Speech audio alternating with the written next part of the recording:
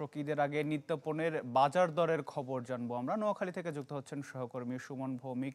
সুমন, একেবারে শেষ মুহূর্তে কেনাকাটা সারছেন মানুষজন, কি অবস্থা দেখছেন বাজারে, একটু জানাবেন বিস্তারিত।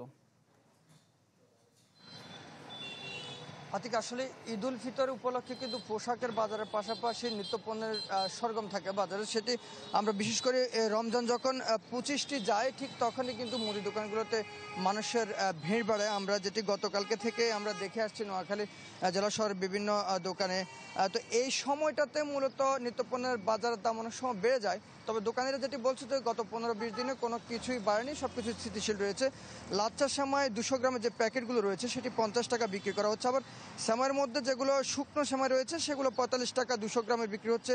পাশাপাশি যে দুধের প্যাকেট রয়েছে 250 গ্রাম থেকে 500 গ্রামের, এগুলো 370, 460 টাকা বিক্রি করা হচ্ছে বা 220 টাকা পর্যন্ত দাম রয়েছে। বাদাম কেজি বিক্রি করা হচ্ছে 180 থেকে 190 টাকা। চিনি বিক্রি করা হচ্ছে 118 থেকে 120 টাকা। আর কিশমিশ বিক্রি করা হচ্ছে 600 থেকে 700 টাকা। বিভিন্ন রকমের রয়েছে, বিভিন্ন দেশের থাকার কারণে এই দামটিও তারতম্য রয়েছে। দারুচিনি রয়েছে 600 টাকা কেজি বিক্রি করা হচ্ছে। লবঙ্গ 1900 টাকা বিক্রি করা হচ্ছে। এলাচ 5500 থেকে 6000 টাকা। তবে এলাচ গত বছর চাইতে কিছুটা দাম বেড়েছে, এটি দোকানিরাও বলছেন। জিরা বিক্রি হচ্ছে 670 টাকা। তেজপাতা 200 থেকে 220 টাকা বিক্রি করা হচ্ছে। রসুন বিক্রি করা হচ্ছে 80 থেকে 120 টাকা। পেঁয়াজের দাম 40-45 টাকা করে বিক্রি করা হচ্ছে। আদা 120 টাকা বিক্রি করা হচ্ছে, আদার দামটা কমেছে বলছে।